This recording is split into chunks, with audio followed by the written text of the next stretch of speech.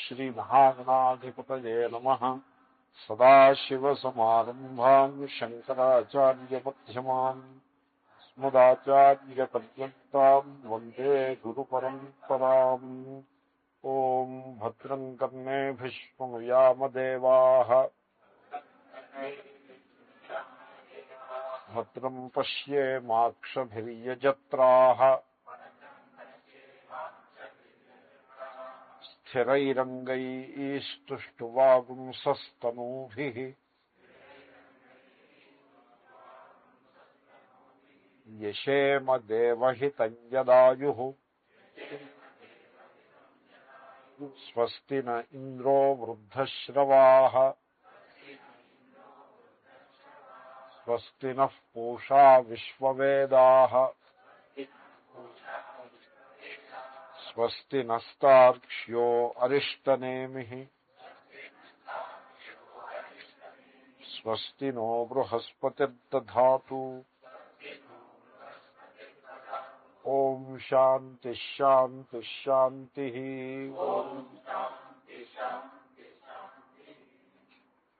ओम ब्रह्मा देवानां प्रथमः संबभूव विश्वस्य कर्ता भुवनस्य गोप्ता सब्रह्म विद्यां सर्वविद्या प्रतिष्ठाम् अथर्वाय ज्येष्ठपुत्राय प्राह।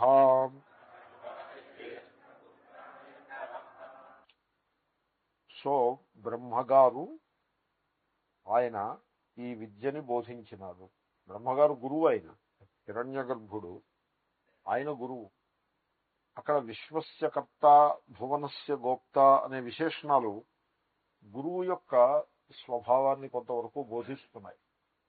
విశ్వస్య కర్త అంటే సకల ప్రాణులకు ఆయనయే సృష్టికర్త, సకల ప్రాణులకి తండ్రి. అంటే అర్థం, ఒకళ్ళకి ఇంకొకళ్ళకి మధ్యలో పక్షపాత బుద్ధి చూపించేవాడు కాదు విశ్వస్య కర్త. తర్వాత భువనస్య గోప్త అంటే పక్షపాతం లేకుండా అందరికీ టోపీ పెడతాడని కాదు, అందరినీ రక్షిస్తాడు. భువనస్య గోప్త. సో అంటే అర్థం ఏంటి, ఏ వ్యక్తి అయితే రాగద్వేషములు లేకుండా అందరినీ ప్రేమతో చూస్తాడో అటువంటి వ్యక్తియే ఈ విద్యని బోధించటానికి అర్హుడు అని ఒక సూచన. కనుక రాగద్వేషరహితుడు, సర్వరక్షకుడు, హితైషి అయినటువంటి ఆ బ్రహ్మగారు గురువు. ఎందుకంటే ఈ విద్య యొక్క స్వరూపం అత్యుపచ్చు. ఏదో మ్యాథమెటిక్స్, ఫిజిక్స్ అలాంటి విద్య ఉందనుకోండి, నువ్వు అర్హుడు కాదు అని ఎవరినైనా ఒకళ్ళని తీసి పక్కన పెట్టే అవకాశం ఉంటుంది. బ్రహ్మ విద్యలో ఇంక వీడు అర్హుడు వీడు అనర్హుడు అంటూ ఏం లేదు. ఆ అధికార సంపద ఉన్నట్లయితే అందరినీ that is there, that must be there, basic qualification. So పాఠం చెప్పడం కోసం క్వాలిఫికేషన్ కేసు చూసినా పాఠం అయిపోయిన తర్వాత ఇంకా సకల ప్రాణుల యందు సమానమైనటువంటి ఆత్మభావాన్ని, సర్వాత్మభావాన్ని కలిపాడు. సో కొంతమంది యందు రాగము, కొంతమంది యందు ద్వేషము అనే ప్రవృత్తి సుతరాము ఈ విద్య యందు పనికిరాదు. అటువంటి లక్షణము ఆ గురువు గారికి ఉండరాదు, ఆయనకి లేదు. విశ్వస్య కర్త భువనస్య గోప్త అనే విశేషణాల్లో ఆ ధ్వని ఒకటి ఉన్నది. ఎనీవే, అటువంటి గురువు బ్రహ్మాజీ బ్రహ్మ విద్యాం ప్రాహ, బ్రహ్మ విద్యను బోధించినాడు. బ్రహ్మ విద్య అంటే మనం అర్థం చూశాము, బ్రహ్మ విషయముగా కలిగిన, విషయము అంటే సబ్జెక్ట్ మ్యాటర్. పరబ్రహ్మ, the supreme reality is the subject matter. అంటే ఇక్కడ పరబ్రహ్మ సబ్జెక్ట్ మ్యాటర్ అంటే అర్థం ఏంటంటే, మన ముందు జగత్తు కనపడుతూ ఉంటుంది. ది వే ఇట్ అపియర్స్, ఆ జగత్తు సత్యం కాదు. ఆభరణ ప్రపంచంలాగే ఆభరణ ప్రపంచం మన ముందు భాషిస్తూ ఉంటుంది. కానీ ఈ ఆభరణ ప్రపంచము అది సత్యం కాదు. ఆ నామరూపాలు ఎదుర్కొండా కనపడతాయి. కంటికి కనపడేది, మనస్సు చేత గ్రహించబడేది నామరూపాలే. ఈ నామరూపాలే సత్యము అని మీరు అనుకుంటే ఇంకా వేరే బ్రహ్మ విచారము, బ్రహ్మ విద్య అనే మాటకి తావే లేదు. కాబట్టి నామరూపాలు సత్యం కాదు అనేది మొట్టమొదట అవగాహన. నామరూపాలు సత్యం కాకపోతే సత్యం వేరే ఉంటుంది. కానీ వేరే ఉంటుందంటే నామరూపాలకు అధిష్టానంగానే ఉంటుంది. కంటికి కనపడే పాము సత్యం కాదు అని అన్నప్పుడు మరి ఏమిటి సత్యము అనే ప్రశ్న ఉదయిస్తుంది. అప్పుడు ఆ పాము కనపడటానికి అధిష్టానంగా, అధిష్టానం అంటే ఆ పాము దేని యందు మనం చూసామో అది అధిష్టానము అనబడుతుంది. సో ఆ పాము కానవచ్చుటకు అధిష్టానంగా ఏ త్రాడు ఉన్నదో అది ఏ సత్యం. ఒకవేళ త్రాడు అనే సత్యం లేదనుకోండి, పాము అనే భ్రాంతి కలగదు. భ్రాంతి కలగాలంటే కూడా there must be reality behind. Shadow, you see shadow, but a shadow must be related to the real.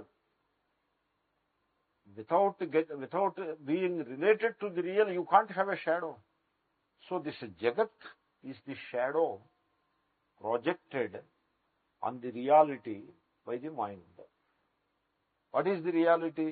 Brahma. ఏమంటే మైండ్ అలా ప్రాజెక్ట్ చేస్తున్నాను మీరు అనొచ్చు. It does all the time. Mind చేసి పని అది. ఇప్పుడు ఎదురుకుండా ఓ మనిషి నిలబడి ఉంటాడు. So I say he is my enemy. ఇప్పుడు చూడండి, అక్కడ ఉన్నది ఎవరు? హోమోసాపియన్స్. ఉన్నది a species belonging to the an individual belonging to the species called Homo sapiens. అంతేనా? హోమోసాపియన్స్ అనే జూలాజికల్ స్పీషీస్ కి సంబంధించిన ఒక పర్టికులర్ ఇండివిజువల్ ఎదురుకుండా నిలబడి ఉంటాడు. అవునండి? Then what the mind says his enemy. So this enemy is a projection of the mind. కాబట్టి ఎదురుకుండగా మనిషి ఉంటే ఆ మనిషిని మనస్సు మనిషిగా చూడకుండగా ఎలా చూస్తుంది? ఎనిమీగా చూస్తుంది. సో ప్రొజెక్షన్ అంటే ఏమిటో అర్థమైందా? I take it a little forward. ఎదురుకున్న ఓ మనిషి నిలబడి ఉంటాడు. The mind doesn't look upon him as a human being. The mind looks upon him as my son. ఇది అప్రిషియేట్ చేయడానికి కొంచెం కష్టం అండి. ఎనిమీ ఫ్రెండ్ ఈజీగా అప్రిషియేట్ చేయొచ్చు. ఎందుకంటే enemy is A coming and going emotion, incidental emotion. Whereas the son annadi, this sonhood or fatherhood, all hoods, I tell you, are superimpositions. All hoods. No hood is real. Hood ante unreal adi. Childhood annaru anukondi, aa pranashakti meeda dehanni batti meeru oka superimposition chesaru. Young hood anna, old hood. Hood ante unreal andi. So fatherhood, sonhood అలా అనొచ్చో అనకూడదో నాకు తెలియదు. పోలండి, మా వేదాంతులు we create our own words. వ్యాకరణం మేము చెప్పినట్టు వినాలి, కానీ వ్యాకరణం చెప్పినట్టు మేము వినాల్సిన అవసరం లేదు.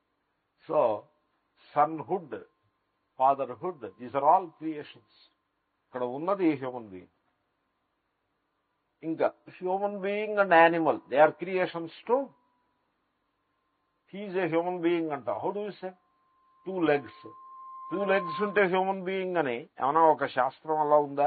మనం కన్వెన్షన్ కింద అలా పెట్టుకున్నాం అంతే. So life is life. 2 legs or 4 legs is not unimportant. Life is life. So human being, animal, ఆ డివిజన్ కి మూలము మన యొక్క conditioning. Otherwise it is all one life. That means ఏమైపోయింది చూడండి, రియాలిటీ మీరు అనుకుంటున్నట్టుగా ఏం లేదు. Reality is something else. మీరు ఎక్కడ షాడోను చూస్తున్నారో అక్కడే ఉంటుంది రియాలిటీ. బట్ ఈ షాడో ఆ రియాలిటీని కప్పేస్తుంది. ఆ షాడో యొక్క లక్షణం ఏది? అది రియాలిటీ లేనిదే అది మనలేదు. బట్ రియాలిటీని, సత్య వస్తువుని కప్పేస్తూ ఉంది. ఎనీవే, ఈ ఆర్గ్యుమెంట్ కొంచెం ముందుకు తీసుకెళ్తాం. మనకు ఉపనిషత్తుల్లో బాగా విస్తారంగా రానే వస్తుంది ముండకాలను. But what I'm trying to say, what you are looking upon as the world, జగత్తు అని మీరు చూసేది, ఇది జగత్తు కాదు, బ్రహ్మ. అది సంగతి. నెక్లెస్, ఇయర్ రింగ్స్, ఇంకా ఈ ఆభరణములోని వేర్వేరు నామాలతోటి రూపాలని చూసి వేర్వేరు నామాలని మీరు చెప్తూ ఉంటారే, ఈ నామరూపాలు they are not real. Real is only one, gold.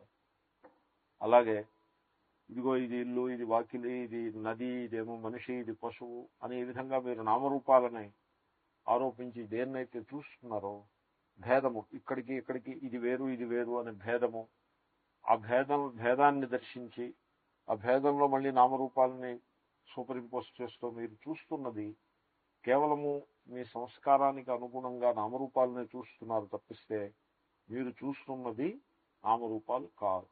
మరి ఏమిటి మీరు చూస్తున్నది? సర్వం ఖలు ఇదం బ్రహ్మ. ఆల్ దిస్ అంటే అర్థం ఏంటి? The divisions with a variety of namarupas, all this is indeed one. So the division is negated, and then that one is not one among those. It is gold. It is Brahman. That is the proposition. ఈ proposition అని బాగా ముందుకు తీసుకువెళ్ళి మనకి అన్ని విధాలుగా బోధించేటువంటి విద్యకి బ్రహ్మ విద్య. So it is the science of reality. Vedanta is the science of reality. వస్తువు, యథార్థ వస్తువు, వస్తువు అంటే యథార్థ వస్తువే. సో రియల్లీ రియల్ అన్నమాట. సో వస్తువు బ్రహ్మ, దానికి బ్రహ్మ అని పేరు. బ్రహ్మ అని ఎందుకు పేరు పెట్టాల్సి వచ్చింది అంటే అది దేశము కంటే కాలము కంటే అతీతమైనది కనుక బ్రహ్మ అని పేరు పెట్టాల్సి వచ్చింది, బ్రహ్మ విద్య. సో ఆయన బ్రహ్మ అనే పదాన్ని వ్యాఖ్యానం చేశారా? లేదు, ఎక్కడో ఒకటి చేస్తారు. అసలు ఆ బ్రహ్మ అనే పదం ఎలా వచ్చిందంటే బృహ అనే ధాతువు నుంచి వచ్చింది. బృహ వృద్ధౌ, ద బిగ్ అనే అర్థం. సో ఇప్పుడు చిత్రం ఏంటంటే ఎడ్జెక్టివ్, నౌన్ అని రెండు ఉంటాయి, క్వాలిఫైయింగ్, క్వాలిఫైడ్. ఈ ఎడ్జెక్టివ్ ఏం చేస్తుందంటే నౌన్ని క్వాలిఫై చేస్తుంది. ఒకప్పుడు నౌన్ ఎడ్జెక్టివ్ని క్వాలిఫై చేస్తుంది. అలాంటి స్థితి ఉంటుంది. ఇప్పుడు ఉదాహరణకి ఇప్పుడు వైట్ వాల్, వాల్ అంటే ఇగో కుడ్యము. సో లేకపోతే పాట్ తీసుకోండి, బ్లూ పాట్. బ్లూ పాట్ అన్నప్పుడు pot is the noun, blue is the adjective. Now which is qualifying which? So the blueness qualifies the pot. అవునండి. ఇప్పుడు that is one way of looking at it. అన్ని చోట్ల అలా ఉంటుందని మీరు అనుకోద్దు. There are occasions where the noun qualifies the adjective. అది ఎలాగంటే బిగ్, ఇది standard example. Big mosquito, big cockroach, big man అని మూడు ఉన్నాయి. ఇప్పుడు బిగ్ అని మీరు అన్నప్పుడు how much big it is అంటే అనే ఒక సందేహం వస్తుంది కదా. బ్లూ అన్నప్పుడు హౌ మచ్ బ్లూ అని సందేహం రాదు. బిగ్ అనగానే హౌ మచ్ బిగ్ అని సందేహం వస్తుంది. సందేహం వస్తే బిగ్ మస్క్విటో అని నేనంట, ఓ అలాగా మీకు అర్థం అవుతుంది, హౌ మచ్ బిగ్ అర్థం అవుతుంది. Even a big mosquito cannot be as big as a cockroach. So mosquito has certain range, and within that range it is big. So నేను బిగ్ అనగానే మీకు ఏమర్థమైంది? You could not make any idea. How much big అనే idea మీకు రాలేదు. You have to wait for me to add an another noun to that. So big, you are waiting, mosquito. Oh, we know how much big it is. Big mountain. Now you know how much big it is too. ఇందాకటి బిగ్కి ఇప్పుడు బిగ్కి ఏమీ సంబంధం లేదు. Big mosquito, big mountain రెండు బిగ్లు ఒకటే కాదు. So the noun qualifies the adjective. ఇప్పుడు బ్రహ్మ, ఇప్పుడు బిగ్ గాడ్ అన్నారనుకోండి, ఏదో ఆ గాడ్ క్వాలిఫైస్ బిగ్, అలాగేం లేదు. నేను unnecessarily I brought it. So suppose I say, ఇప్పుడు బిగ్ మౌంటైన్, బిగ్ మస్క్విటో అన్నప్పుడు ఆ బిగ్ ముందు ది పెట్టాం. ఇది ఇంగ్లీష్ భాష మీద విచారం. ఇది భాష, there is no the before that. Nobody says the big mountain. They simply say big mountain. It is a big mountain. So whereas suppose I say the big, now then what? There is no what, the big. ఏమిటి అర్థం అంటే ఇప్పుడు ఎంత ఆ bigness యొక్క ఒక idea మన మనస్సులో పడాలి, రావాలి అంటే మీకు నౌన్ చెప్పాలి. ఆ నౌన్ ఏం చెప్పలేదు. బ్రహ్మ అంటే ద బిగ్ అన్నారు. బృహ వృద్ధ, బ్రహ్మ అంటే the big. How much big this Brahma, how much big? Is it as big as a mosquito or as big as a mountain or as big as a planet? Big planet under Jupiter. So how big it is? No, we don't say anything. The big. The noun is not there, so the adjective itself becomes a kind of noun, the big. Adi పెట్టేప్పటికి అది it became a noun. అప్పుడు దాని అర్థం ఏంటంటే నిరతిశయం బృహత్. The big అంటే మీకు తెలుసున్న big things bigness ఎంత ఉన్నదో దాని అంతకంటే కూడా అతిశయించినటువంటి big it is. Okay, so Brahma is the biggest of all అని అర్థం. ద బిగ్ అంటే ఆ పదం ఎలా ఉందో చూడండి. బ్రహ్మ అంటే బిగ్ అని అర్థం. So biggest of all. Okay, biggest of all అంటే how biggest of all?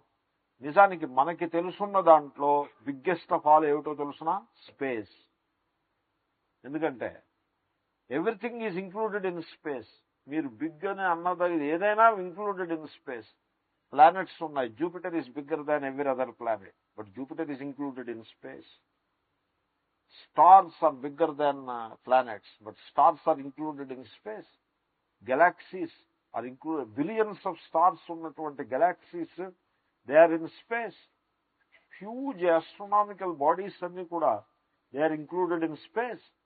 Therefore, biggest of all is space. So then you say, suppose it is the space that you are pointing it out, then why don't you say big space? Or even just say space only. Space అని చెప్పి ఊరుకోండి. అలా అంటలేదే, the big అని అంటున్నాం. అంటే అర్థం మనకి తెలుసున్నటువంటి biggest of all అయిన స్పేస్ కంటే కూడా ఇది బిగ్గర్. నిరతిశయం బృహత్. It is bigger than space also.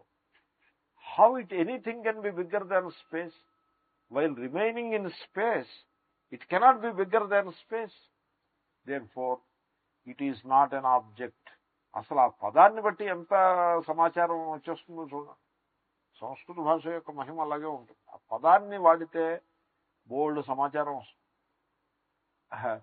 నేను ఎక్కడో భాగవతం పాఠం చెప్తున్నా. దాంట్లో ఏమనుందంటే వ్యోమయాన వనితాహ అని ఉంది. వ్యోమయాన వనితాహ అంటే శ్రీకృష్ణుడు మురళని వాయిస్తున్నాడు.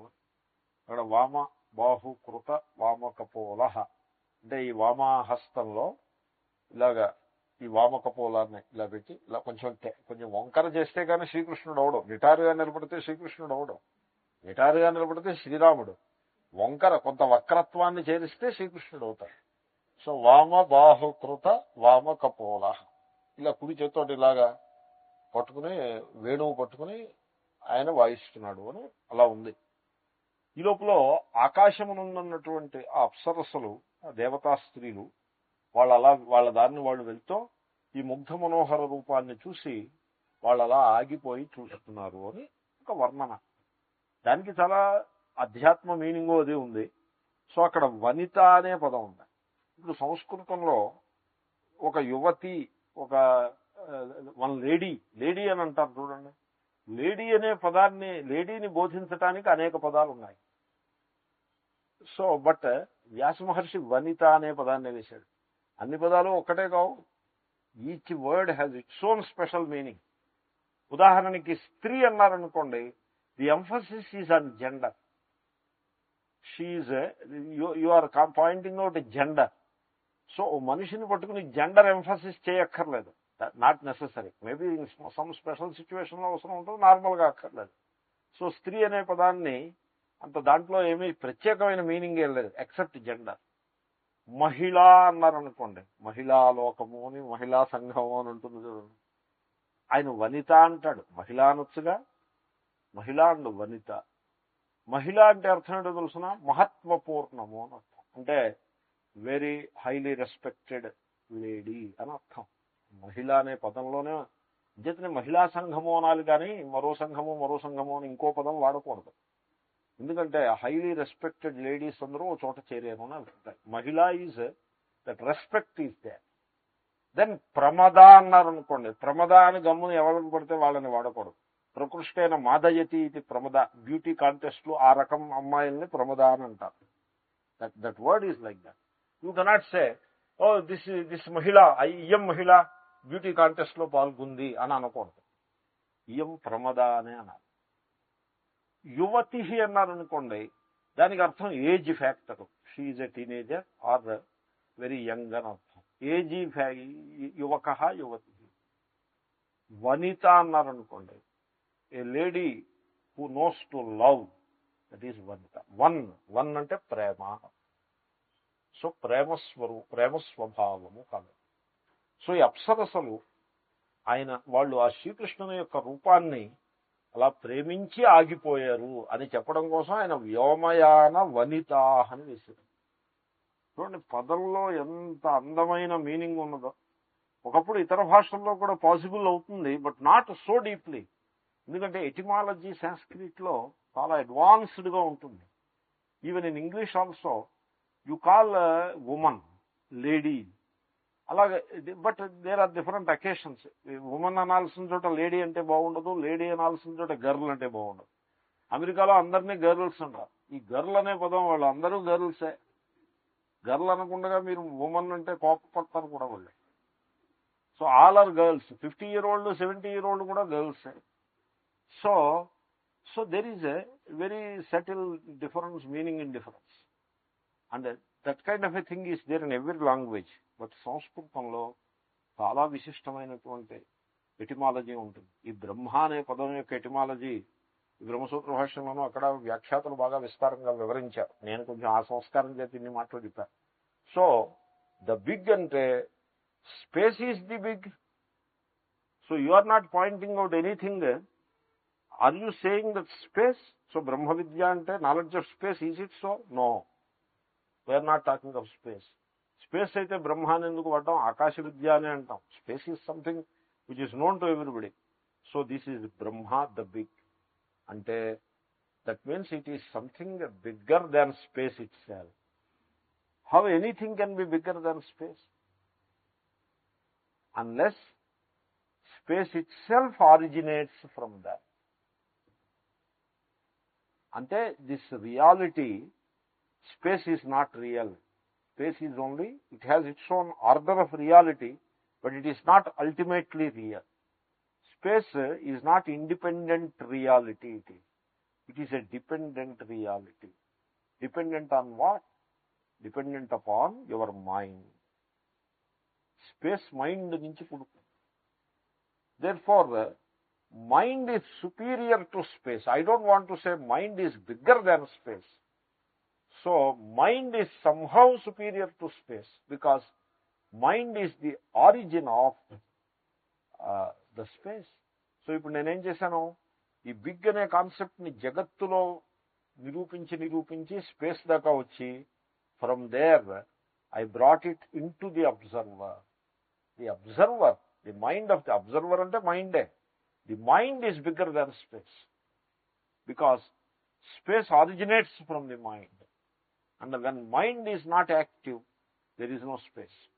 So anyway, idantha manam mundu chuddaamu. So mind is bigger than space. Therefore, do you mean to say Brahma means the mind? Okay, but then the mind has its own origin. That is the awareness. So the Atma Chaitanyam edaithe kalado, danni inga antakante vere cheppadam kudaradu. Mind ఎక్కడి నుంచి పుడుతోందో అది మీకు అనుభవంలో ఉంది కదా. ఇప్పుడు మీ మైండ్లో ఆలోచనలు ఉన్నాయి. ఈ ఆలోచనలు ఎక్కడి నుంచి పుడుతున్నాయి? మీ యొక్క స్వరూపంలో నుంచే పుడుతున్నాయి కదా. అదిగో ఆ మీ స్వరూపము, అది ఏ బ్రహ్మ అని చూసారా. బ్రహ్మని ఎక్కడికి తీసుకొచ్చాను? సో ఆ రకంగా మైండ్ ఆత్మలోకి తీసుకురావచ్చు. లేకపోతే you may stop even at this level. How space is the biggest of all, Brahma is superior to space. You should not say bigger than space, but superior to space. Therefore, we use the word the big to imply that reality which is the origin of space itself. Niratishayam Bruhat Brahma. So, ఆ రియాలిటీకి సంబంధించినటువంటి విద్య గనుక దీనికి బ్రహ్మ విద్య అని పేరు. Okay, ఈ విద్య, what is the speciality of this విద్య? అంటే సర్వ విద్యా ప్రతిష్టాం. సో అన్ని విద్యలకి ఇది ప్రతిష్ట. ప్రతిష్ట అంటే మామూలుగా తెలుగులో ఒక మీనింగ్ ఒకటి, లోకంలో ప్రసిద్ధంగా ఉన్న మీనింగ్ ఒకటి ఉంది. అదే ప్రతిష్ట అంటే పేరు ప్రఖ్యాతులు అంటారు చూడండి, వెల్ నోన్. లోకంలో ఆయనకి ప్రతిష్ట ఉంది అంటే వెల్ నోన్ అన్న. But that meaning is there more in Telugu. In Sanskrit also sometimes may be used, but నాకు తెలిసి సాంస్క్రిట్ లో ఆ సెన్స్ లో వాడరు దాన్ని. వాడినా వెరీ రే. తెలుగులో వాడిన సెన్స్ కి సాంస్క్రిట్ సెన్స్ కి సంబంధం ఉండదు. తెలుగులో కృషి అంటే హార్డ్ వర్క్ అని అర్థం. సంస్కృతంలో కృషి అంటే వ్యవసాయం, అగ్రికల్చర్ అని అర్థం. సంస్కృతంలో వ్యవసాయం అంటే అగ్రికల్చర్ అనే అర్థం లేదు. సంస్కృతంలో వ్యవసాయము అంటే డిటర్మినేషన్ అని అర్థం. వ్యవసాయాత్మిక బుద్ధి ఏకేహ కురునందన, నిశ్చయం. ఇది వ్యవసాయం. తెలుగు వ్యవసాయం ఎందుకు వచ్చిందో మనకి తెలియదు. ఆ పదాలు అలా ఉంటూ ఉంటాయి, ఆ భాషకి సంబంధించి ఉంటాయి, ఆ భాషలోనే ఆ అర్థం ఉంటుంది అంటే. సో ఎనీవే, సో ప్రతిష్ట అంటే తెలుగులో ఉన్న అర్థాన్ని మీరు తీసుకోవద్దు. వాట్ ఈస్ దిస్ ప్రతిష్ట? We will see. ప్రతిష్ట అంటే ద బేస్ అని అర్థం. ఇప్పుడు దీపం ఉంటుందనుకోండి, నూనె దీపం. ఆ నూనె దీపం ఇప్పుడు హరికేన్ ల్యాంటర్న్ అని ఉంటుంది, దానికి బేస్ ఉంటుంది. దీపం కనపడుతూ ఉంటుంది, ఆ బేస్ లో మీరు కిరోసిన్ పోస్తారు. ఆ బేస్ కి ప్రతిష్ట అని పేరు. ఇప్పుడు నేను కూర్చున్నాను అనుకోండి ఇక్కడ, ఇగో ఈ సీటు, దిస్ ఈజ్ ప్రతిష్ట. That is the meaning. ప్రతిష్టతి అస్మిన్ అర్ అస్యాం, ఇది ప్రతిష్ట. దీని మీద మీరు నిలకడగా ఉన్నారు, దానికి ప్రతిష్ట. సో ఆ సెన్స్ లో దాన్ని వాడతారు. మనం చూద్దాం శంకరులు ఎలా వ్యాఖ్యానం చేస్తారో. సో ఆశ్రయం అని వ్యాఖ్యానం చేస్తున్నారు. ఆశ్రయం అంటే మరి అదే కదా, సీట్ అనే కదా. సో సర్వ విద్యలకి ఈ ఆత్మవిద్య ప్రతిష్ట. అక్కడ అదే అర్థం. విగ్రహాన్ని అక్కడ ఒక బేస్ ఉంటుంది, ఆ బేస్ మీద నిలబెట్టుట అంతే. అక్కడ కూడా అదే అర్థం. విగ్రహ ప్రతిష్ట అంటే విగ్రహమును అక్కడ ఆ బేస్ మీద నిలబెట్టుట. బేస్ ప్రిపేర్ చేస్తారు, దాని మీద ఫిక్స్ చేసేస్తారు.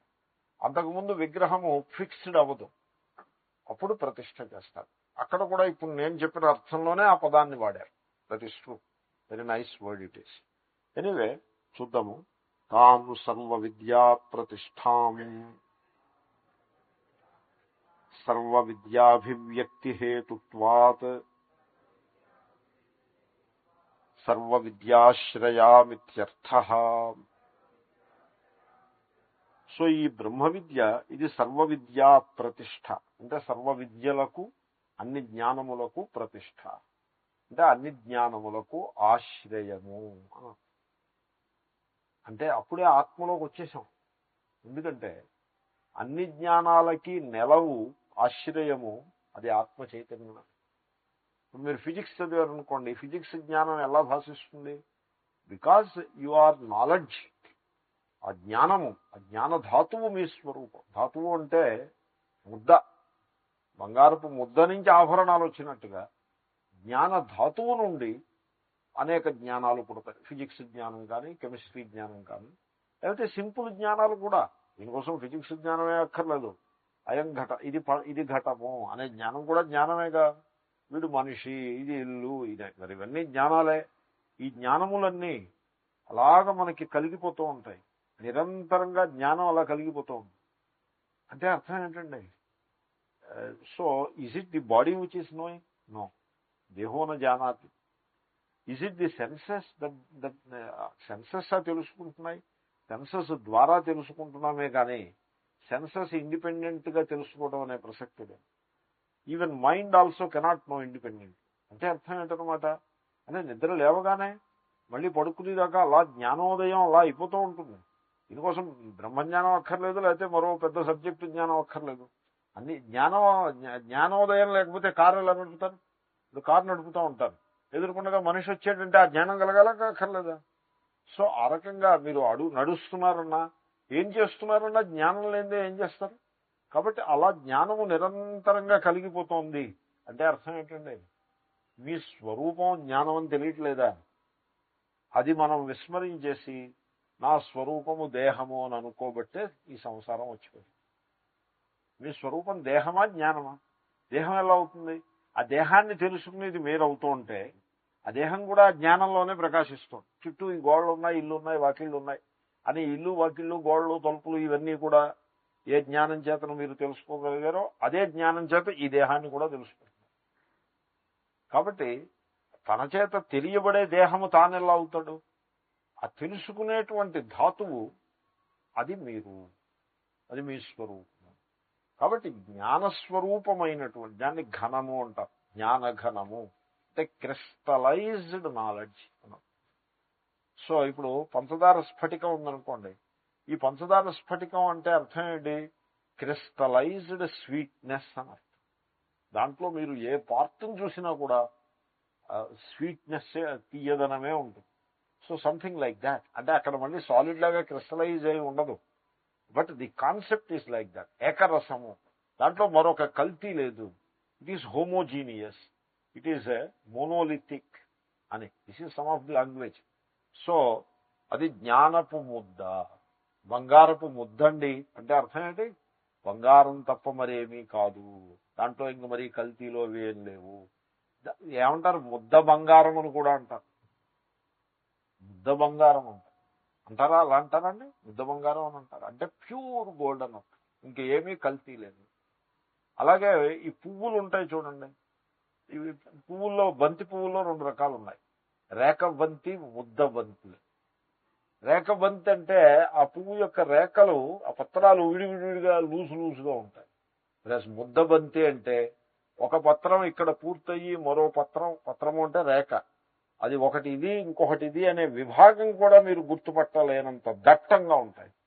దాన్ని ముద్ద అంటారు. అంటే మరొకటి మధ్యలో అంతరం లేదు అని అర్థం. దాన్ని సంస్కృత భాషలో ఏకరసము అని అంటారు. బ్రహ్మ ఇలా వేదాంతంలో పదం ఏది? ఏకరసము, ఘనము అని. ఘన అనే పదానికి అర్థం అది ముద్దని అర్థం. సో వాడు ఘనుడు అంటే దేంట్లో ఘనుడు? మోసం చేయటంలో ఘనుడు. అంటే వాడు A to Z అంటే మోసం ముద్దగట్టినట్టు ఉన్నాడు అని అర్థం. అయితే విద్యలో ఘనుడు అంటే విద్యల. సో ఆ ఘన శబ్దానికి అర్థం ఉంది. సో ఇంగ్లీష్లో చెప్పాలంటే హోమోజీనియస్, ఇంక మరొకటి ఏం లేదు. మోనోలిథిక్, అంతా సాలిడ్ థింగ్ అని. సో అంటే ఒక ద్రవ్యంగా భావన చేయకూడదు. కాబట్టి మనిషి యొక్క స్వరూపం జ్ఞానం. దాని నుంచే స్పేస్ పుడుతుంది, దాని నుంచే టైం పుడుతుంది, దాన్ని అందే జగత్తంతా కూడా ప్రకాశిస్తూ ఉంటుంది. ఆ జ్ఞానపు ముద్ద అది తానై ఉండి తాను దేహము అని, అక్కడితో ఆకుండగా ఫలానా ఊరు వాడినని, ఫలానా కులం వాడినని, ఫలానా దేశం వాడినని అలా విభాగం చేసుకుని మనిషి isolates himself from the whole in every possible way and suffers. ఇది సఫరింగ్ కారణం అని మీరు ఎవరైనా చెప్పి చూడండి. They never accept it. You are isolating yourself from the whole, అందుకోసం నువ్వు సఫర్ అవుతున్నావు అని చెప్పి మీరు ఎవరిని నమ్మింపజేయలేరు. మీరు ఈ వేదాంతం ఎలాంటిదంటే దీన్ని చెప్పి మెప్పించడం సాధ్యం కాదు, దీన్ని చేయలేదు. సో ఎనీవే, ఆ ఆత్మస్వరూపం ఏది కలదో దాని యందే అన్ని జ్ఞానములు ఆశ్రయాన్ని కలిగి ఉన్నాయి. అటువంటి ఆత్మ యొక్క విద్య అండి ఇది. సర్వ విద్యలకి ప్రతిష్ట ఏదో దాని విద్యది. సర్వ విద్యా ప్రతిష్ట అదే అన్నారు శంకరులు. సో సర్వ విద్యా అభివ్యక్తి హేతుత్వా, అన్ని విద్యలు ప్రకటన అవటానికి ఇదే కారణం. ఆత్మ చైతన్యం లేదే ఏ విద్యా ప్రకటన కాదు. ఒకటి దగ్గర ఓ ప్రొఫెసర్లో ఫిజిక్స్ విద్య ప్రకటమవుతోంది, మరో ప్రొఫెసర్లో కెమిస్ట్రీ విద్య ప్రకటమవుతోంది. ఇవన్నీ కూడా this all play of consciousness. మీరు ఆ రకంగా దర్శించండి. You can visualise it like that. Suppose you are in university. Suppose ఒక ప్రొఫెసర్స్ అందరూ కలిసి సమావేశం చేశారు. దాంట్లో ఫిజిక్స్, కెమిస్ట్రీ, మ్యాథమెటిక్స్, హ్యుమానిటీస్కి సంబంధించిన ప్రొఫెసర్స్ అందరూ ఉన్నారు. So do you look at as so many bodies? No, that is not the way to look at. It is the play of consciousness in so many ways. అంతే కదండి. ఎందుకంటే ఆ consciousness, ఆ చైతన్యం ఒక చోట ఫిజిక్స్ జ్ఞానంగా, మరో చోట కెమిస్ట్రీ జ్ఞానంగా, మరో చోట సంస్కృత జ్ఞానంగా, మరో చోట ఇంగ్లీష్ జ్ఞానంగా అనేక రూపాల్లో అది ప్రకాశిస్తోంది. అంటే ఈ ప్రొఫెసర్లలో ఉన్న ఈ విద్యంతకి కూడా ఆశ్రయం ఏది? ఆ చైతన్యం. సర్వ విద్యా ప్రతిష్టాం. ఆ ఆత్మ చైతన్యము అది మీ స్వరూపం, అది బ్రహ్మ. ఈ సత్యాన్ని బోధించే విద్యని అన్ని విద్యలకి ఇదియే ఆశ్రయము అని చెప్పడంలో ఏమీ సందేహం అక్కర్లేదు. సర్వ విద్యా ప్రతిష్టాం. అన్ని విద్యలు ప్రకటమవటానికి ఈ ఆత్మ చైతన్యమే కారణం అవుతోంది గనుక, ఆత్మ చైతన్యమే బ్రహ్మ గనుక, సో బ్రహ్మ కంటే అభిన్నమైనటువంటి ఆత్మను బోధించేటువంటి విద్యకి సర్వ విద్యలకి ఆశ్రయము అని చెప్పవచ్చును.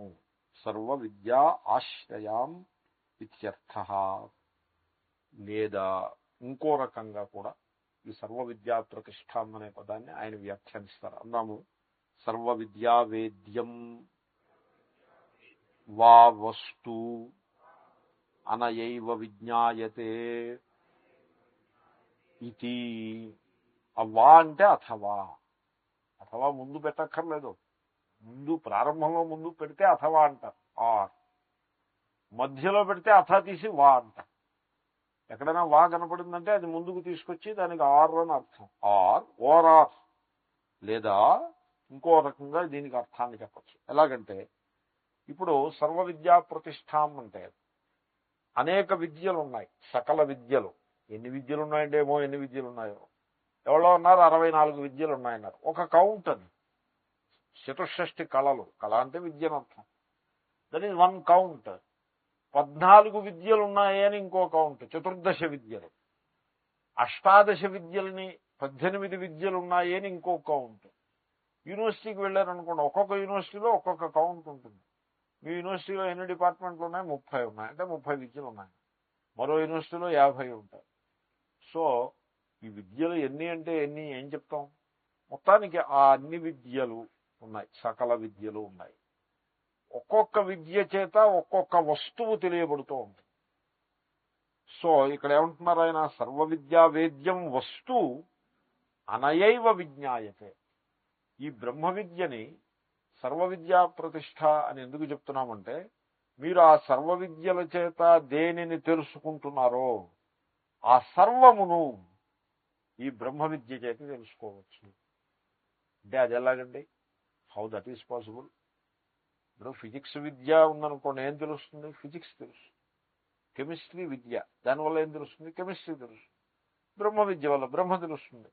సో ఒక విద్యని పట్టుకుని అన్ని విద్యల చేత తెలియబడేది ఇక్కడే తెలియబడుతుంది అని how you can say? We can say that. ఎలాగంటే ఇప్పుడు మీరు చూడండి, ఫిజిక్స్ ఉందనుకోండి. Physics is what? Physics is the study of materials. Chemistry the study of molecules.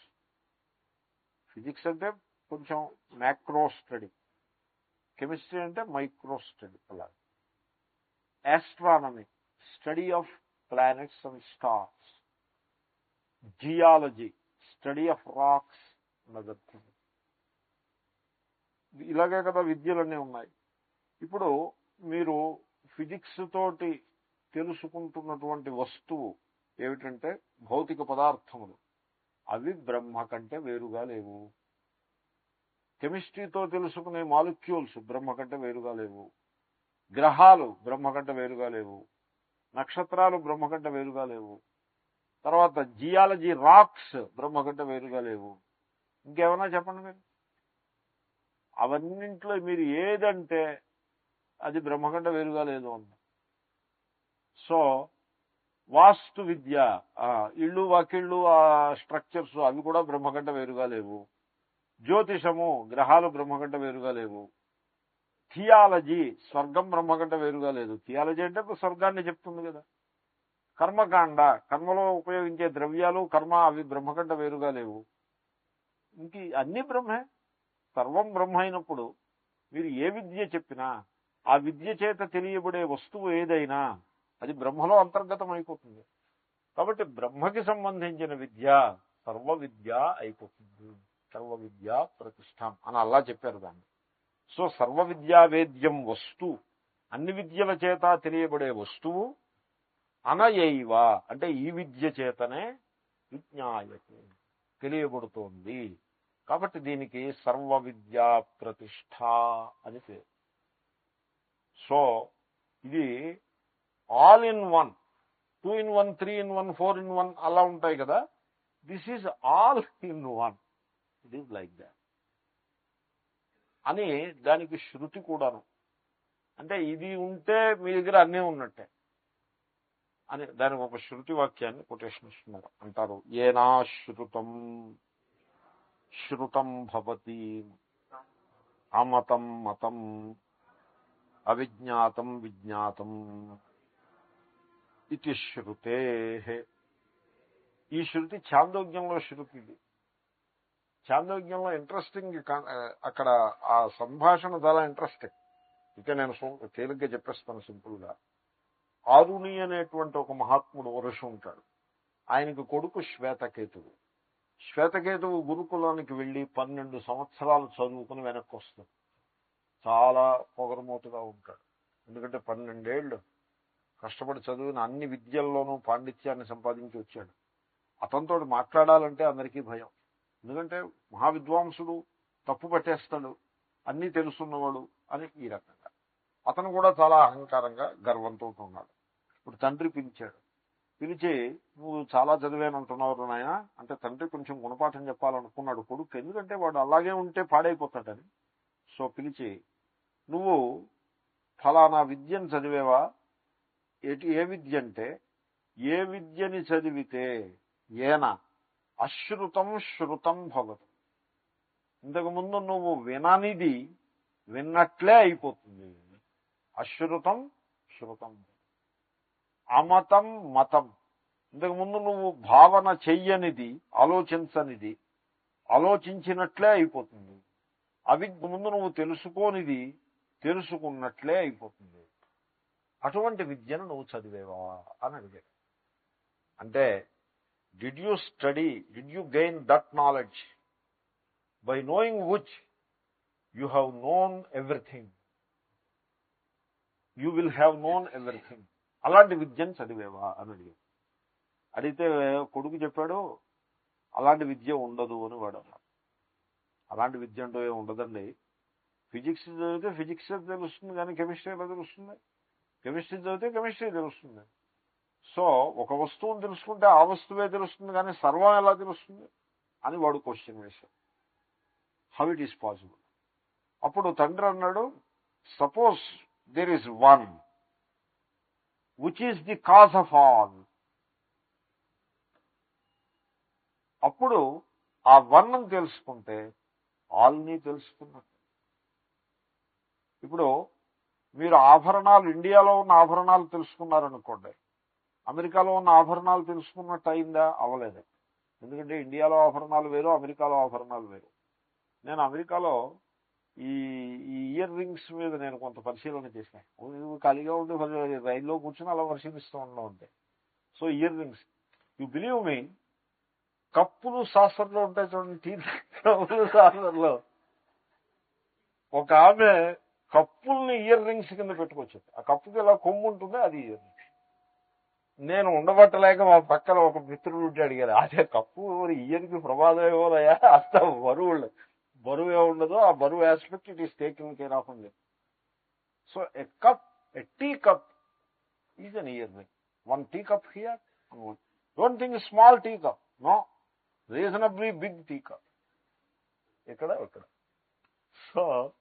So ఇక్కడ ఇండియాలో ఆభరణాలు తెలిస్తే మీకు అమెరికాలో ఆభరణాలు తెలిసినట్టు అవ్వదు. చైనాలో ఆభరణాలు వేరు, ఆఫ్రికాలో ఆభరణాలు వేరు. నామరూపాలు ఆభరణాలు అంటే అవి ఒక చోట తెలిస్తే రెండో చోట. కాబట్టి by knowing the ornaments in the India I will have known all ornaments in the world. Wrong. But ఇక్కడున్న ఆర్నమెంట్స్ అన్ని బంగారం తప్ప మరొకటి కాదు అని బంగారం తెలుసుకున్నారనుకోండి, అప్పుడు ఎక్కడ ఉన్న ఆర్నమెంట్స్ అయినా బంగారమే కనుక ఇన్ ఎఫెక్ట్ అంటే ఆ డీటెయిల్స్ మీకు తెలుస్తాయని అభిప్రాయం కాదు, ఆ వస్తువు మీకు తెలిసిపోతుంది. కాబట్టి ఇక్కడ బంగారం తెలుసుకుంటే అమెరికాలో బంగారం కూడా తెలుసుకున్నట్టే, ఆఫ్రికాలో బంగారం తెలుసుకున్నట్టే, చైనాలో బంగారం తెలుసుకున్నట్టే. దాని మీద మళ్ళీ శ్వేతకేతు అంటాడు, సరే వస్తువు తెలిసింది, మరి ఈ డీటెయిల్స్ తెలియలేదు కదా అని వాళ్ళు అంటారు.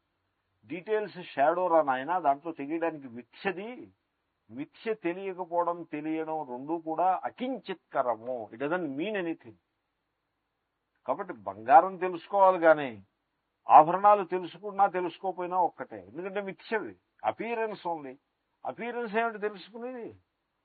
ఇప్పుడు సినిమాని ఎలా ప్రాజెక్ట్ చేస్తారు మీరు తెలుసుకున్నారనుకోండి, ఆ ప్రొజెక్షన్ మెకానిజం తెలుసుకున్నారనుకోండి, it is commonly the same mechanism is applied for all kinds of cinemas projected everywhere in the world. In the same way మీరు ఆత్మస్వరూపాన్ని తెలుసుకుంటే జగత్తులో ఉండే సారాన్ని, సత్యవస్తువుని మీరు తెలుసుకున్నట్లే. ఆత్మస్వరూపాన్ని తెలుసుకోకుండా ఈ కేవలం నామరూపాలను తెలుసుకుంటే ఆ తెలుసుకున్న పిసరంతా కూడా మిథ్య. కాబట్టి మీరు ఏమీ తెలుసుకున్నట్టు కాదు. ఇది సరే. కాబట్టి మీరు ఫిజిక్స్ చదువుకున్నా, కెమిస్ట్రీ చదువుకున్నా, ఏం చదువుకున్నా అది ఆ చదువు ఇంచుమించు చదువు కాని చదువు. అది ఆత్మస్వరూపాన్ని తెలుసుకుంటే అసలైన చదువు ఇదే. ప్రహ్లాదుణ్ణి సర్వ విద్యా ప్రతిష్టాం గురించి చెప్తున్నాను నేను. హిరణ్యకశిపుడు అడిగాడు, నాయన చదువు చదువుతున్నావా?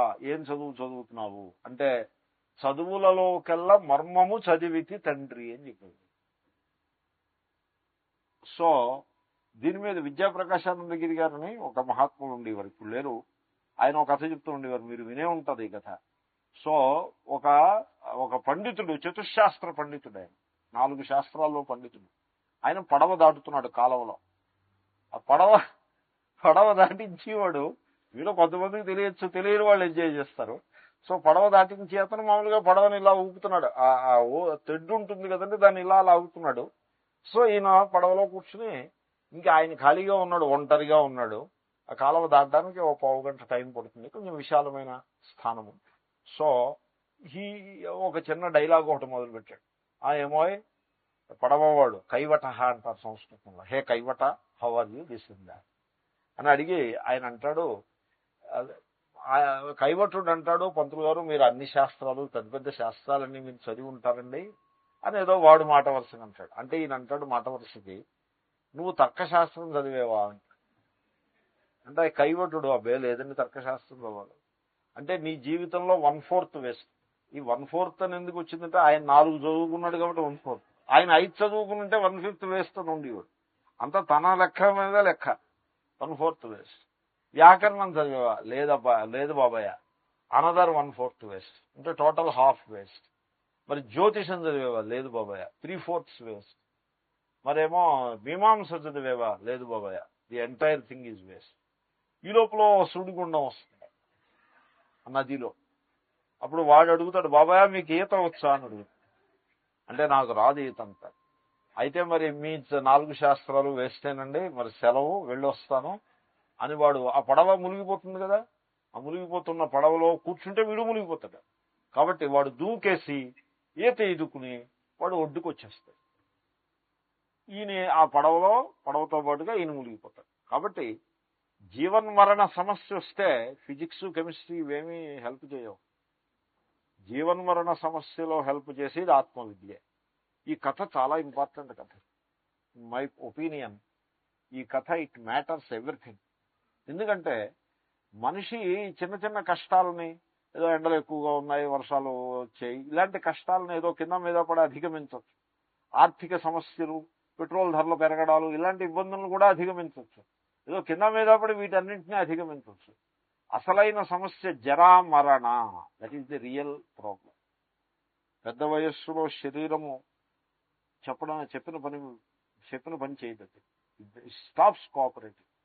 ఎప్పుడైతే మనిషికి ఒక జీవితకాలం శరీరమే నేను అనేటువంటి దేహాభిమానంతో బతుకుతుంది, వాడికి సడన్ గా ఆ శరీరం కోఆపరేట్ చేయట్లేదు అనుకోండి, ఇప్పుడు ఏమైపోతుందో తెలుసునా, the entire structure of that personality it gets dismantled and disintegrated.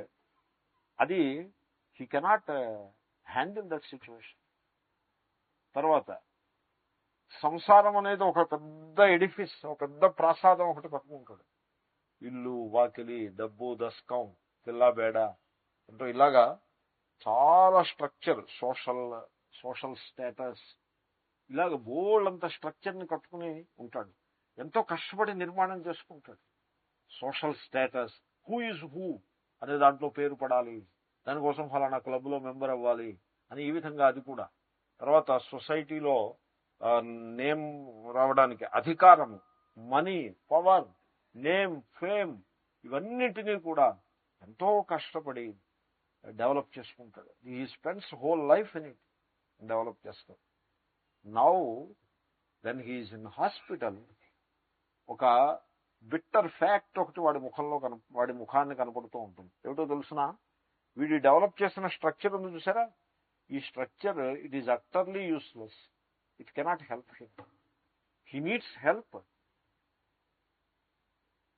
కడుపులో పోట్లు గట్టిగా వచ్చాయనుకోండి, మీరు డెవలప్ చేసిన స్ట్రక్చర్ అంతా ఎందుకు పనికిరాదు, అది కొలాప్స్ అయి కూర్చుంది. So our structure and our buildup ఉందే, it is such a vulnerable thing. ఇది కడుపులో పోటు వస్తే వాడు ప్రైమ్ మినిస్టర్ కానీ లేకపోతే కోటీశ్వరుడు కానీ, power and money, they can't help. కడుపులో పోటు వచ్చినప్పుడు బాగా నొప్పి వచ్చింది అనుకోండి, అప్పుడు ఎవరైనా మందు ఇచ్చారనుకోండి, ఇప్పుడు మహానందపడిపోతాడు. వాడికి ₹1,00,000 ₹10,00,000 ఆదాయం రావడానికి హెల్ప్ చేసిన వాడికంటే కూడా ఎక్కువ కృతజ్ఞతాభావం వీడి మీద చూపిస్తుంది. కడుపులో పోటుకే అలా ఉంటే ఆ మృత్యువు ముఖంలో దర్శనం ఇచ్చినప్పుడు అప్పుడు ఏమవుతుందండి, స్ట్రక్చర్ అంతా ఏమవుతుంది, ఇంతటి స్ట్రక్చరు కూడా వరల్డ్ ట్రేడ్ సెంటర్ కూలిపోయినట్టుగా కూలిపోతుంది వాడి చుట్టూ. He cannot handle that fact. అంచేతనే సంసారంలో అంత పూర్తిగా మునిగిపోయి సంసారాన్ని అలా బిల్డప్ చేసుకుంటూ వెళ్ళిపోవడం అది పెద్ద తెలివైన పనేం కాదు. ఎప్పటికైనా కొద్దో గొప్ప ఆత్మవిద్యను మీరు నేర్చుకోవాలి.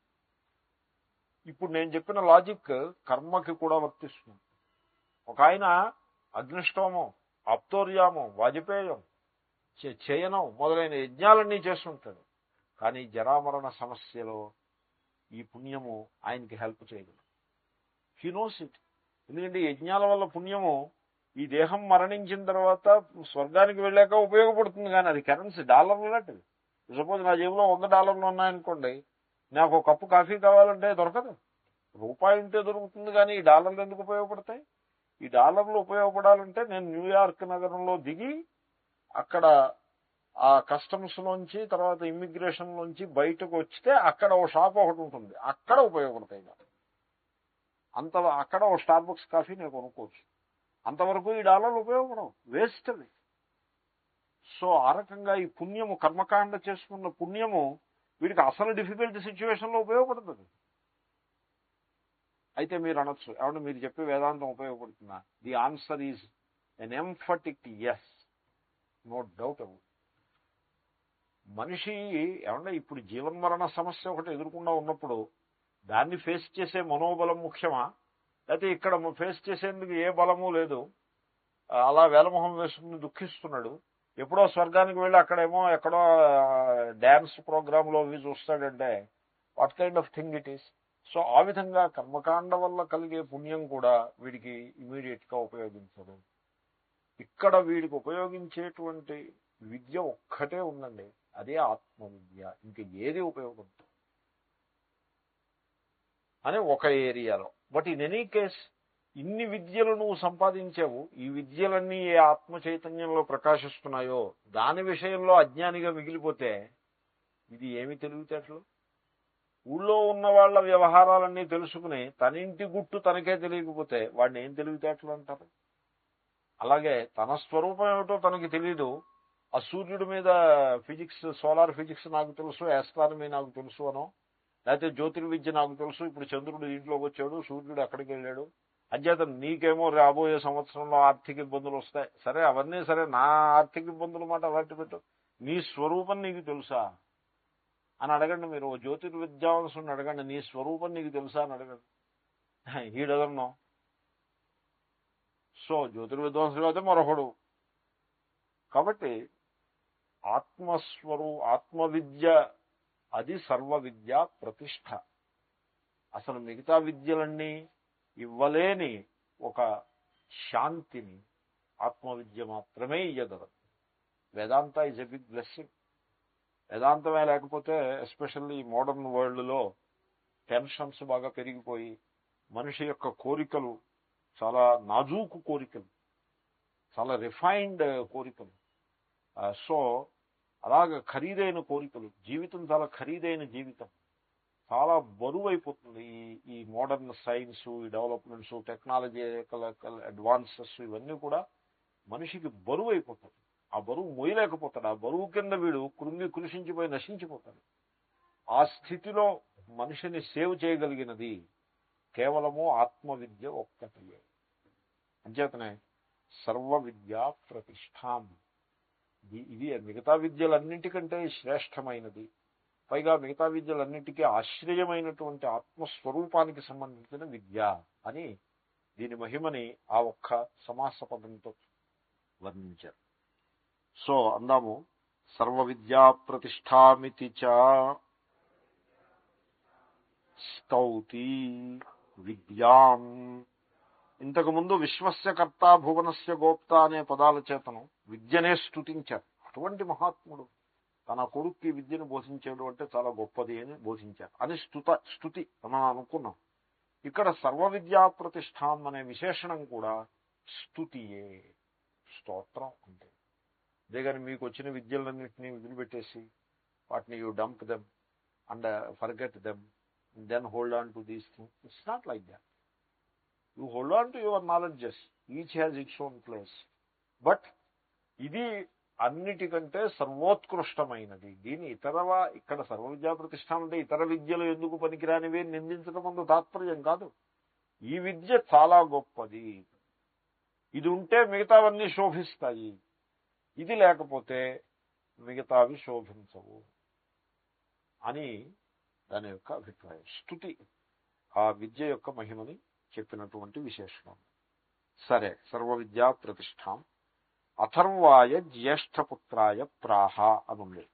ఈ విద్యను అథర్వాయ ప్రాహ, అథర్వుడు అనే వానికి చెప్పినాడు. ఆ హిరణ్య గర్భుడు అంటే బ్రహ్మగారు అథర్వుడికి చెప్పారు. అథర్వుడు అంటే ఆయన పెద్ద కొడుకు పేరుది, అథర్వ అని పెట్టుకున్నాం.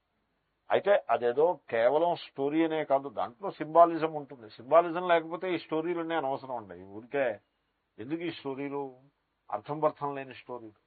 నిజంగా సమ్టైమ్స్ ఈ స్టోరీలను చూస్తే చాలా ఫ్రస్ట్రేషన్ వస్తుంది. ఏవేవో పిచ్చి పిచ్చిగా అలా అలా అల్లుకుంటూ పోవడం, దాని నుంచి ఏమీ వచ్చే మెసేజ్ ఉండదు, ఏముండదు. So nothing of that kind. అథర్వాయ ప్రాహ, అథర్వ నా థర్వతి, ఇంతకుముందు చెప్పాను, చలనము లేనివాడు. అంటే ఆ కుర్రాడు, ఆ యంగ్ మ్యాన్ ఒక స్టెబిలిటీ కలవాడు. యంగ్ పీపుల్లో స్టేబుల్గా ఉండాలి, స్టెబిలిటీ ఉండాలి. యంగ్ మ్యాన్లో స్టెబిలిటీ లేదనుకోండి, వాడి జీవితంలో ఏమీ సాధించలేకపోతుంది. ఆ యంగ్ ఏజ్ ఏదైనా సాధించడానికి సరైన వయస్సు అదే.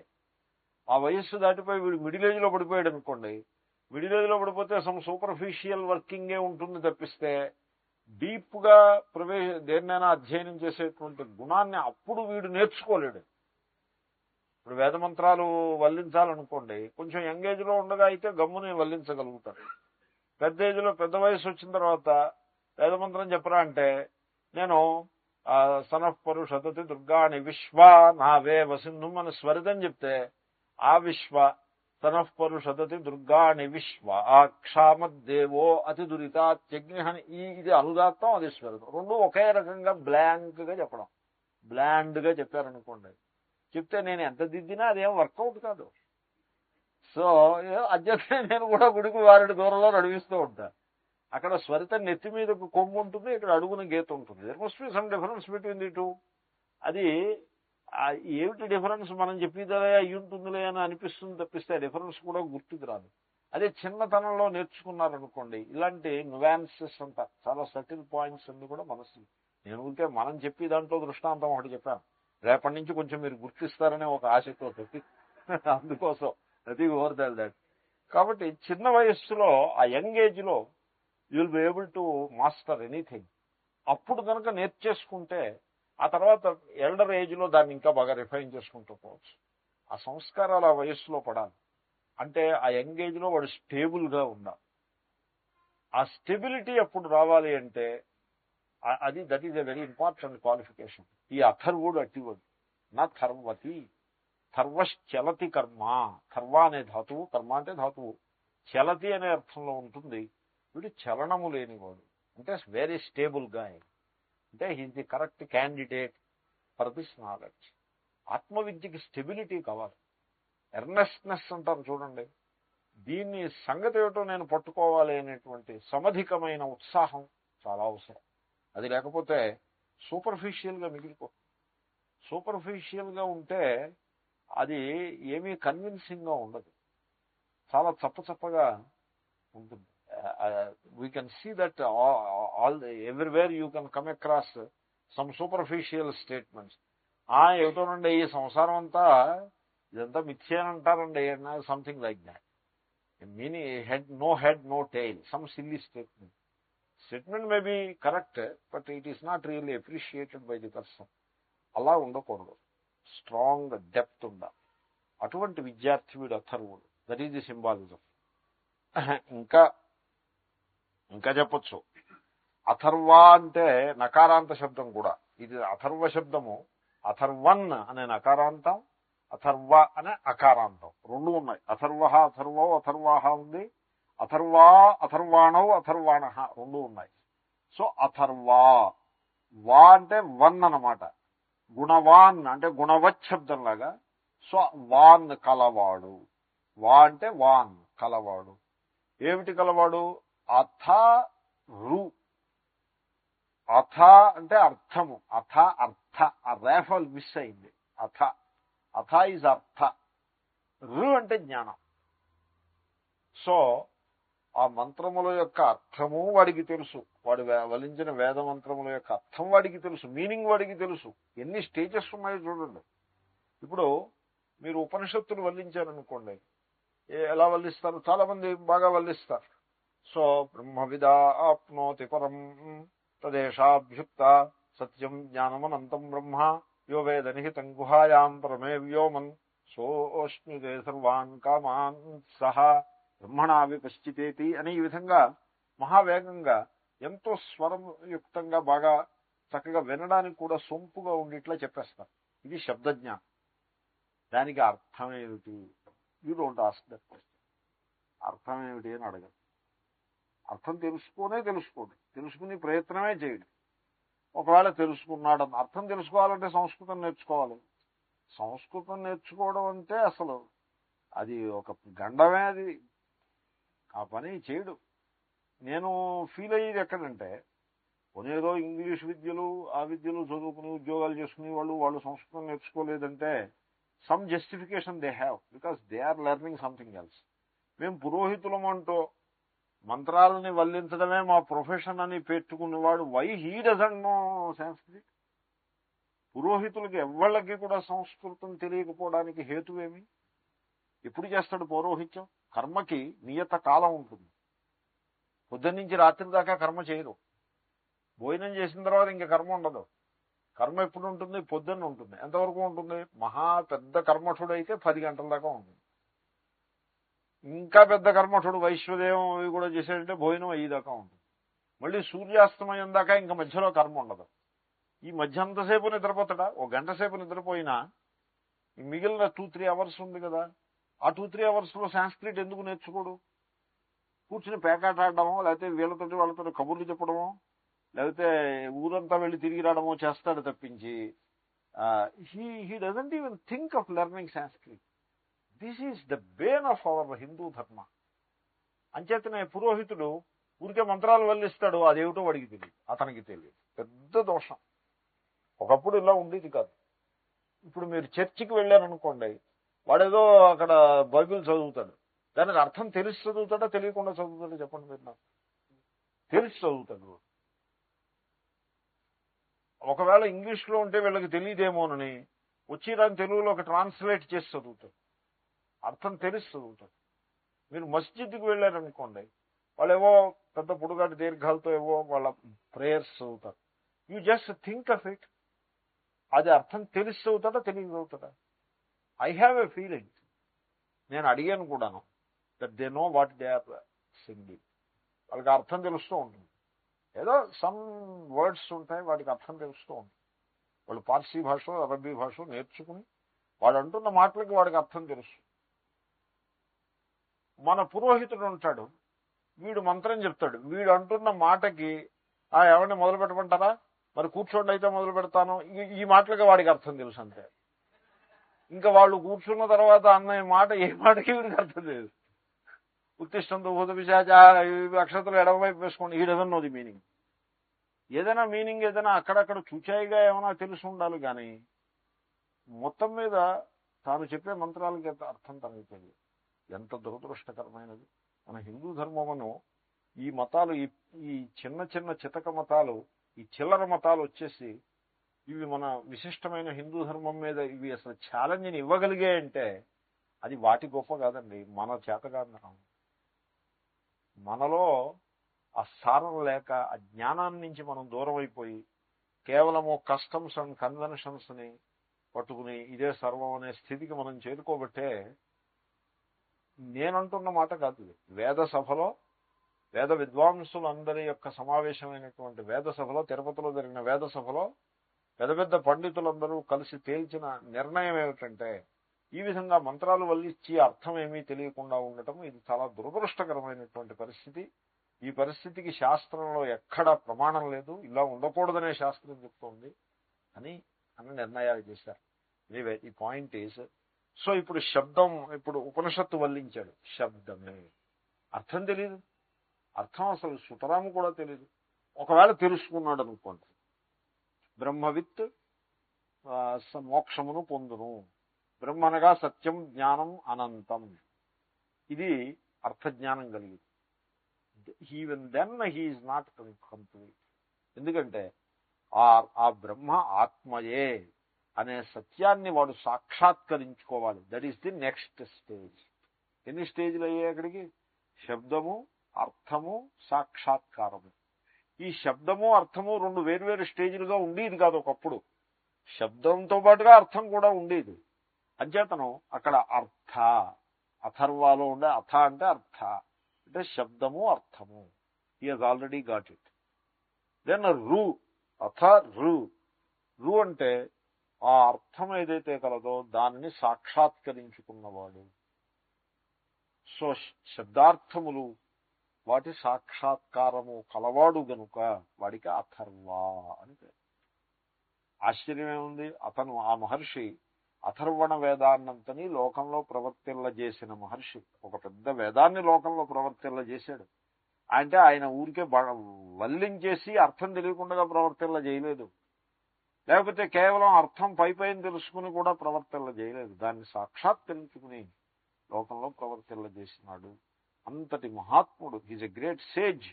ఆయన ఈ విద్యని ఎంతో ప్రేమతో నేర్చుకున్నాడు అంటే అది ఎంత మహిమాన్వితమైన విద్యయో గదా అని స్తుతి కోసం అథర్వాయ ప్రాహ అని అదొక మీనింగ్, అదొక లెవెల్. పైగా ఈ అథర్వుడు ఎటువంటి వాడో తెలుసునా? జ్యేష్ఠపుత్రాయ ప్రాహ. వీడు పెద్ద కొడుకు. నిన్న మొన్న మీకు మనవి చేశాను, పెద్ద కొడుక్కి బోధించాడు అంటే అది చాలా విలువైంది అయ్యి ఉండాలి, లేకపోతే పెద్ద కొడుక్కి బోధించడు. అది కూడా అంటున్నారు శంకరులు. అథర్వాయ జ్యేష్ఠపుత్రాయ ప్రాహ. సో జ్యేష్ఠపుత్రుడైనటువంటి అథర్వుడికి బోధించినాడు. జ్యేష్ఠపుత్ర అంటే విగ్రహం, విగ్రహవాక్యం. దాన్ని బ్రేక్ చేసి సమాస పదాన్ని బ్రేక్ చేస్తే విగ్రహవాక్యం ఉంటారు. జ్యేష్ఠశ్చాసౌ పుత్రశ్చ, అది విగ్రహవాక్యం. జ్యేష్ఠపుత్ర అంటే వీడు జ్యేష్ఠుడు, వీడు పుత్రుడు, వీడి ఇంట్లో ఉన్న పుత్రులందరిలో పెద్దవాడు. జ్యేష్ఠ పుత్ర, జ్యేష్ఠపుత్ర అంటే ఈ బ్రహ్మగారికి మరి ఎంతమంది కొడుకులు ఉండుంటారు? జ్యేష్ఠపుత్రుడు అంటే ఇద్దరు కొడుకులా, ముగ్గురు కొడుకులా, నలుగురు కొడుకులా, మళ్ళీ ఆయన కూడా ఓ సంసారం అలాంటిది ఏమైనా ఉందా అని ఏమైనా ఓ సందేహం కలగచ్చు కదా. అదే ఎక్స్ప్లెయిన్ చేస్తారు ఆయన. అనేకేషు బ్రహ్మణ సృష్టి ప్రకారేషు అన్యతమస్య సృష్టి ప్రకారస్య ప్రముఖే పూర్వం అథర్వా సృష్టః ఇది జ్యేష్ఠః. ఏమిటి బ్రహ్మగారి కొడుకులు అథర్వ అంటే మనకి ఏదైనా డౌట్ రావచ్చు. ఎందుకంటే బ్రహ్మగారి మానసపుత్రులను లిస్టులు ఏవో ఉన్నాయి, పురాణాల్లోనూ వేదాల్లోనూ కూడా లిస్టులు ఉన్నాయి. ఆ లిస్టుల్లో ఎక్కడ ఈ అథర్వ అనే పేరు లేదు మనకి తెలుసున్న లిస్టుల్లో. ఈ సౌత్ ఇండియన్ లిస్టుల్లో అథర్వవేదం గుజరాత్ ప్రాంతంలో ప్రసిద్ధి. ఇంచేతనే శంకరులు అంటున్నారు, మరీచి, కశ్యప, సనత్ కుమార, సనక, సనందన, వశిష్ఠ మహర్షి, ఇలాగ పులహ, అగస్త్య, క్రతు, ఈ పేర్లు మీరు వినుంటారు. వీళ్ళందరి పేర్లు బ్రహ్మగారి మానసపుత్రులని ఇలాంటి లిస్టులు ఉన్నాయి, కానీ అథర్వ అనే మాట ఎక్కడా లేదు. ఎక్కడి నుంచి పట్టుకొచ్చావు అని ఎవరికైనా సందేహం రావచ్చు. అది మనస్సులో పెట్టుకుని ఆయన వ్యాఖ్యానం చేస్తున్నారు. బ్రహ్మగారి సృష్టి, ఈ కల్పము, ఇది ఒక సైకిల్. సృష్టి, స్థితి, ప్రళయం అయిపోయింది. అక్కడికి ఆ సైకిల్ అయిపోయింది. మళ్ళీ సృష్టి, స్థితి, ప్రళయం, మళ్ళీ సృష్టి, స్థితి, ప్రళయం, ఇలా ఈ సైకిల్స్ తిరుగుతూ ఉంటాయి. కాబట్టి నీ దగ్గర ఉన్న లిస్టులో అథర్వ అనే పదం లేకపోతే నువ్వేం చింత చేయొద్దు.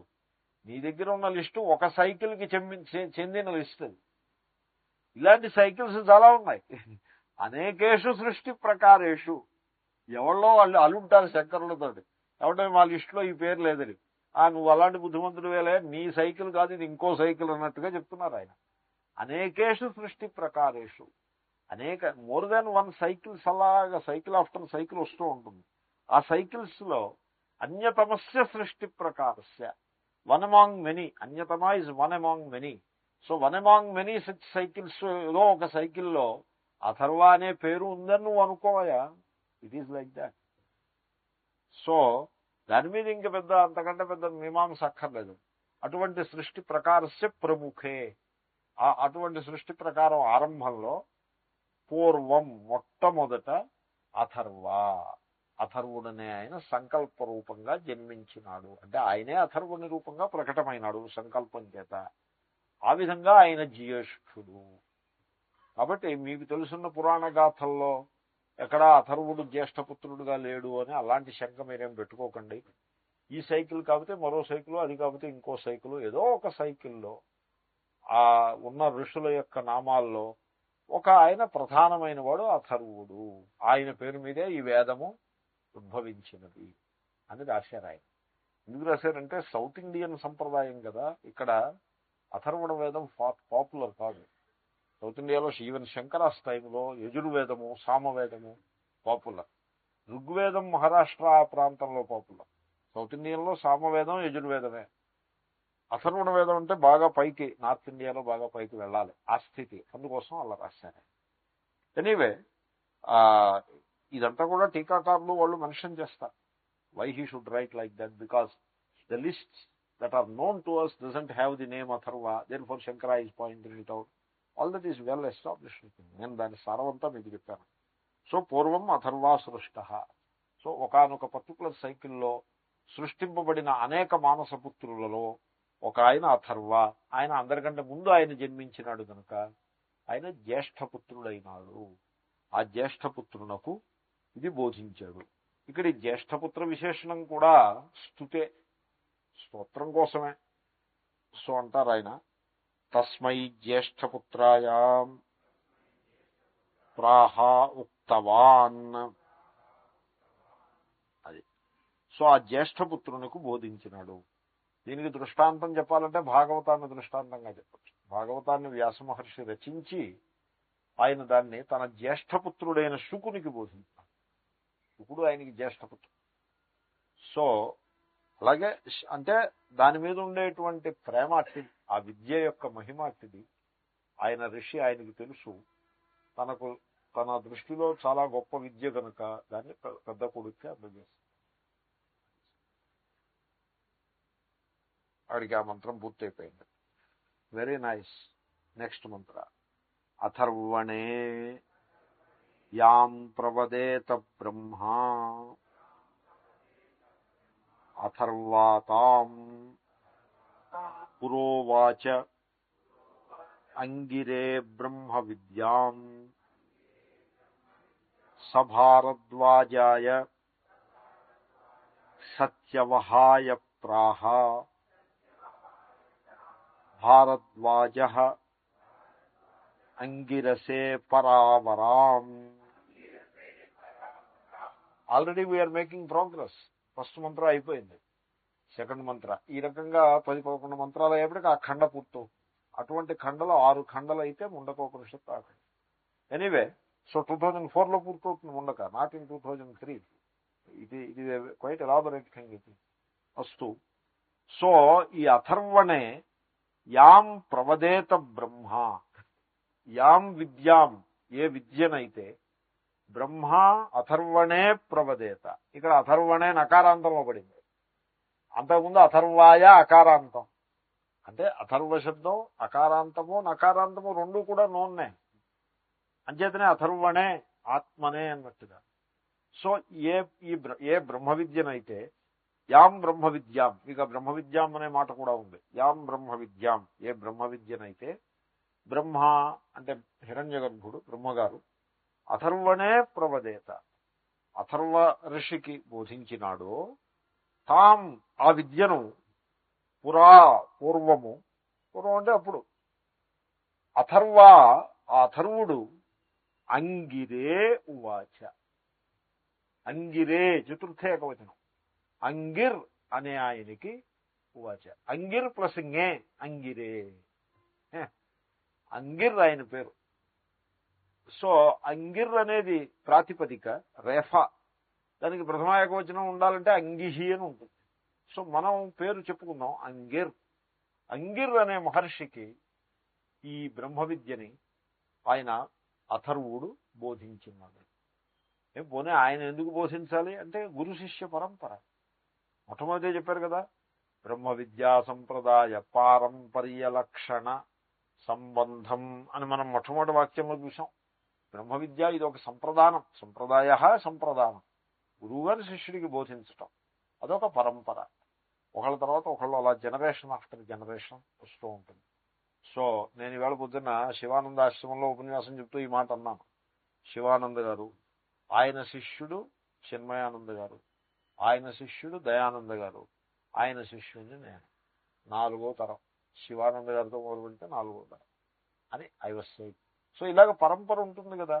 సో ఏ విద్యనైతే బ్రహ్మగారు అథర్వునికి బోధించినారో ఆ విద్యను అథర్వుడు తనతోటే చేపముందు విద్యలాగా తన దగ్గరే అట్టబెట్టేసుకోవడం కాకుండా, దానిని చేపముందు విద్య అంటే మీకు తక్కువ మంది తెలుస్తుందని సలహా చెప్పాను. మన వాళ్ళు విద్యలన్నింటినీ ఇలాగే నాశనం చేశారు. ఏ విద్య ఎవరికి చెప్పకపోవడం, పోయిందంతే. అన్ని విద్యలు అలాగే పోయాయి. ఏవేవో విద్యలు ఉండేవి. ఇప్పుడు అంటారు జర్మనీ వాళ్ళు పట్టుకుపోయారు. జర్మనీ వాళ్ళు ఇంకే చేత కాకపోతే ఇదో మాట మిగిలింది. జర్మనీ వాళ్ళు పట్టుకుపోయారు. ఏం పట్టుకుపోయారు జర్మనీ వాళ్ళు? ఏదండి ఆటం బాంబు విద్యలో అన్ని జర్మనీ వాళ్ళు యు ఆర్ మిస్టేక్. వాళ్ళు అవేం పట్టుకెళ్ళారు. అటామిక్ ఫిజిక్స్ వాళ్ళు ఎలా డెవలప్ చేశారో నాకు తెలుసు. వాళ్ళు ఈ విద్యలో ఏం పట్టుకెళ్ళారు? వాళ్ళు పట్టుకెళ్ళేవేమో పట్టుకెళ్ళారు. ఏం పట్టుకెళ్ళారంటే వేదాలు పట్టుకెళ్ళారు, చదువుకున్నారు వాటిని.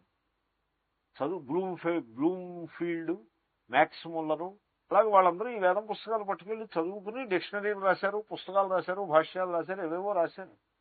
ఇండాలజీ అనే ఒక సబ్జెక్ట్ ఉంది ఈనాడు. ఇండాలజీ అంటే మన విద్య గురించి వాళ్ళు డెవలప్ చేసిన సైన్స్కి ఇండాలజీ అని పేరు. ఇండాలజీ అంటే ఇప్పుడు ఇండాలజీ వాళ్ళు మనకి బోధిస్తారు. అది మన సంస్కృతాన్నే వాళ్ళకి బోధిస్తారు. దానికి ఇండాలజీ అని పేరు.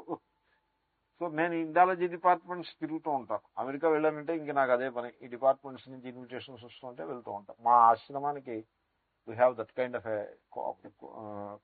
కోఆపరేషన్ ఉండాలి, ఎనీ కొలాబరేషన్. సో వాళ్ళు మన దగ్గర నుంచి పట్టుకెళ్ళిపోయి ఆటం బాంబు కనిపెట్టారు, లేకపోతే సల్ఫ్యూరిక్ యాసిడ్ కనిపెట్టారు, నైట్రిక్ యాసిడ్ కనిపెట్టారు అంటే నేను ఒప్పుకున్నాను. మన విద్యలు గొప్పవి.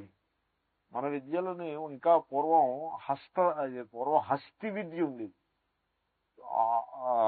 ఏనుగులను ఎలాగ సాకుట, వాటిని ఎలా పెంచాలి, అశ్వ విద్య, ఈ రకంగా ఎన్నెన్నో విద్యలు ఉన్నాయి. ఈ విద్య ఒకడికి అశ్వ విద్య వచ్చిందనుకోండి, గుర్రాన్ని ఏ రకంగా దారిలో పెట్టి దాన్ని మనం ట్రైనింగ్ ఇవ్వాలి, అదో విద్య. సంస్కృతంలో ఉండేది. వాడు ఏం చేస్తాడు, ఓ గుర్రాలని పెట్టుకుంటాడు, తన కొడుక్కి చెప్తాడంతే, ఇంకెవ్వళ్ళకి సెల్ఫ్ ఇంట్రెస్ట్. అంటే ఆ విద్య వల్ల వచ్చే లాభం తన ఫ్యామిలీలోనే ఉండిపోవాలి, అది తన ఫ్యామిలీ దాటి బయటికి వెళ్ళకూడదు. అంచేత తన కొడుక్కే చెప్తాడు తప్పిస్తే ఇంకెవ్వరికి చెప్పాడు. దాంతో ఆ కొడుకు నేర్చుకుంటే ఆ నెక్స్ట్ తరానికి వెళ్తుంది. ఆ కొడుకు స్టేబుల్ ఫెలో కాదనుకోండి, అక్కడే బ్రేక్ అయిపోతుంది ఆఖరం. ఆ రకంగా మన విద్యలన్నీ పోయాయి ఎవడు చెప్పకపోవడం చేత. ఎందుకు చెప్పకపోవాలంటే స్వార్థం. నలుగురు కొడుకులు ఉన్నప్పుడు ఒకడికైనా విద్యని బోధిస్తే అదో రకంగా ముందుకు వెళ్తూ ఉంటుంది. తర్వాత తన కొడుకులకే కాకుండా ఊళ్ళో వాళ్ళకు కూడా శ్రద్ధ ఉన్నవాడు, ఒకప్పుడు తన కొడుకుల్లో శ్రద్ధ ఉండకపోవచ్చు, ఊళ్ళో వాళ్ళలో శ్రద్ధ ఉండదు, చెవల దగ్గర శ్రద్ధ ఉన్నవాడు వస్తే వాడికి బోధించాలి. ఏదో పేరు పెట్టి ఇంకెవరికి బోధించకుండా ఆ విధంగా చాలా విద్యల్ని మనం నష్టపోయాం. ఏ విద్యలు నష్టపోయాము అంటే మెటాలర్జీ, మనకి చాలా అడ్వాన్స్డ్ మెటాలర్జీ ఉండేది. ఈ రోజు మెటాలర్జీతో నేను పోల్చట్లేదు. 19వ శతాబ్దం 18వ శతాబ్దం ఆ పీరియడ్ లో వెస్ట్ లో డెవలప్ అయిన మెటలర్జీ కంటే కూడా advanced metallurgy we use to have. We lost it. ఆ రకంగా so many sciences we last. ఎందుకు వై వీ లాస్ట్ అంటే ఇదే ఈ సంస్కారమే. చక్కగా 10 మందికి చెప్పాలి విద్యని, అర్హుడైన వాడికి చెప్పాలి. ఆ విద్యలో రిజర్వేషన్స్ పెట్టేసి పాడు చేసేయకూడదు. ఆ రకంగా ఎప్పుడైతే ఇప్పుడు రిజర్వేషన్స్ అంటే వీళ్ళు చూడండి తెలివితేటలు, వీళ్ళని ఆశ్చర్యం వేస్తుంది. పూర్వం ఏదో ఒక డ్రామాలో చూశాను నేను, పొలిటికల్ సెటైర్ అన్నమాట. వాడు అంటాడు నేను చీఫ్ మినిస్టర్ని అని అంటాడు. ఒకడొచ్చి నేను నిన్ను సపోర్ట్ చేయాలంటే నాకు డిప్యూటీ చీఫ్ మినిస్టర్ ఇస్తేనే సపోర్ట్ చేస్తాను, అయితే you are deputy chief minister. ఆ రకంగా ఆఖరికి వాడు ఏమంటాడంటే వీరందరూ డిప్యూటీ చీఫ్ మినిస్టర్ అంటాడు. ఒక 100 you are all deputy chief minister, అయితే chief minister, you all support అంటే వాళ్ళు సపోర్ట్ చేస్తారు. ఆ రకంగా మన వాళ్ళు రిజర్వేషన్స్ ముందేమో ఎస్సీ ఎస్టీ ఓకే రిజర్వేషన్, మరి మేమందరం ఒక ఆల్ బ్యాక్వర్డ్ కాస్ట్ రిజర్వేషన్, మరో కాస్ట్ రిజర్వేషన్. ఇప్పుడు అగ్రవర్ణాలు కూడా రిజర్వేషన్. ఇంకే రిజర్వేషన్ లేనివాడు ఎవడు? All are reservations. మొత్తం ఇండియన్ సొసైటీకి అందరికీ reservations. What kind of reservation it is? either you don't have any reservation at all or you have it for some sections. ఏదో ఎస్సీ ఎస్టీ దగ్గర ఆపితే అది రిజర్వేషన్, కానీ ఇంకా మొత్తం ఇండియాలో ఉన్న క్యాస్ట్లు అందరికీ రిజర్వేషన్. వీళ్ళు నిజంగా వాడు అది చీఫ్ మినిస్టర్ గా నేను మీరందరూ డిప్యూటీ చీఫ్ మినిస్టర్లు అన్నట్లే ఉంది. ఎనీవే, సో ఈ రిజర్వేషన్ సిస్టమే మన విద్యలన్నింటినీ పాడు చేసింది. ఒకప్పుడు ఓ రకం రిజర్వేషన్ ఉండేది, ఇప్పుడు ఇంకో రకం రిజర్వేషన్. ఎనీవే, సో ఆయన ఆ అథర్వుడు ఏం చేశాడంటే ఈ బ్రహ్మ విద్యని అంగిర్ అనే ఆయనకి చెప్పినాడు. సహా అంటే ఆ అంగి భారద్వాజాయ సత్యవహాయ ప్రాహ, సత్యవహునికి చెప్పాడు. ఎవడి సత్యవహుడు అంటే భరద్వాజ గోత్రీకుడైన సత్యవహుడు. అంటే ఇది ఎలాగంటే కొంచెం ఒకే పేరు 10 మంది ఉన్నప్పుడు ఒక క్వాలిఫికేషన్ ఒకటి వేయాల్సి. ఇది లైక్ గాంధీ. గాంధీ అంటే ఏ గాంధీ? పూర్వం గాంధీ గారు ఒక ఆయన ఉండేవారు, ఎంకే మోహన్ దాస్ కరమ్చంద్ గాంధీ అని. ఆ పేరు అందరూ మర్చిపోయారు కూడా. ఈ Mohan Das Karamchand Gandhi is forgotten because so many other Gandhi's became popular. So original Gandhi is God. నేనేదో పిచ్చోడి, నాకు గుర్తుంది, కానీ ఇంక ఇప్పుడు మీరు ఎవరైనా అడిగి చూడండి ఎంకే గాంధీ అంటే హూ ఇస్ దట్ అని అడుగుతారు. ఎందుకంటే the original Gandhi is god. People forgot him. కాలగర్భంలో మర్చిపోతారేముంది. Then there is another Gandhi, Rajiv Gandhi. Then some other Gandhi. So Gandhi అనేప్పటికీ సరిపడదు. You have to qualify it with some other. Rahul Gandhi అని అలా పెట్టాల్సి ఉంది, అదర్వైజ్ ఇట్ వోంట్ వర్క్. అలాగే ఇక్కడ కూడా సత్యవహ అంటే ఉచి సత్యవహ భారద్వాజాయ సత్యవహాయ ప్రాహ. వేదనామధేయాలు అలా ఉంటాయి, ఇంటి పేరును మరో పేరు అన్నట్టుగా, సంథింగ్ లైక్ దట్. శంకర్లు వ్యాఖ్యానం చేస్తారు. ఈ భారద్వాజుడు, ఈ సత్యవహుడైన భారద్వాజుడో లేకపోతే భారద్వాజుడైన సత్యవహుడో, వాట్ ఎవర్ ఇట్ ఈస్, ఆయన దాన్ని ఆ విద్యని అంగిరసే, అంగిరస్ అనే ఆయనకి బోధించారు. ఈ శబ్దం అంగిరస్, ఇంతకుముందు శబ్దం అంగిర్. అంగిర్ ంగే, అంగిరే, అంగిరస్ ంగే, అంగిరసే. చతుర్థేకవచనం. ంగే అంటే అది చతుర్థేకవచన ప్రత్యయం. వ్యాకరణ విద్యార్థుల కోసం అన్నాను, మీరేమీ చింత చేయద్దు దాన్ని. సో అంగిరస్సు కొరకు చెప్పినాడు అని ఆ పారంపర్య సంబంధాన్ని, ఆ పరంపరగా వచ్చిన సంబంధాన్ని చెప్తున్నారు. అలా ఎందుకు చెప్పడం అంటే స్తుతి ఆ పరంపరలా ఉంది సుమా. దీంట్లో ఈ మంత్రంలో ఇంకొక పదం ఉన్నది. ఏమిటో తెలుసిన పదం పరావరాం. అది విద్యకు విశేషణం. విద్యాం పరావరాం తాం యాం అవన్నీ విద్యకు విశేషణాలు. ఒక పిసరు మనస్సు పెడితే మీకు సంస్కృతం వచ్చేస్తుంది. సో పరావరాం అని ఉందంటే అది విద్యకి ఎడ్జెక్టివ్ అవుతుంది. పరావరమైన విద్య. ఇదేమిటండి పరావరమైన విద్య అంటే? బ్రహ్మ విద్య అంటే సరే, సర్వ విద్యా ప్రతిష్టాం అంటే తెలుసుకుంది, మళ్ళీ పరావరాం. సో పరావరము అని ఆ విద్యని further the mantra qualifies. We will see what is this పరావర. భాష్యకారులు చెప్తారు. అందాము భాష్యం. సింపుల్ గా ఉంటుంది భాష్యం. యాం ఏతాం అథర్వణే ప్రవదేత అవదత్ బ్రహ్మ విద్యాం బ్రహ్మా. ఒక క్లాజ్ అది. సో యాం ఏతాం విద్యాం బ్రహ్మ విద్యాం, ఏ ఈ బ్రహ్మ విద్యను బ్రహ్మ అంటే బ్రహ్మగారు అథర్వణే ప్రవదేత, అథర్వుని కొరకు, ప్రవదేత అంటే అవదత్ చెప్పినాడు. ఓకే. తామేవ బ్రహ్మణ ప్రాప్తాం అథర్వా పురాపూర్వం ఉవాచ ఉక్తవాన్ అంగిరే అంగిర్నామ్నే బ్రహ్మ విద్యాం. తామేవ బ్రహ్మ విద్యాం, అదే బ్రహ్మ విద్యను. అదే బ్రహ్మ విద్య అంటే why he could have improved upon it? No. బ్రహ్మ విద్య మీద ఇంప్రూవ్మెంట్ కుదరదు.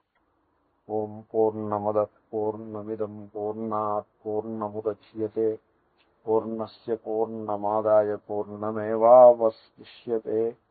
ఓం శాంతి శాంతి శాంతి.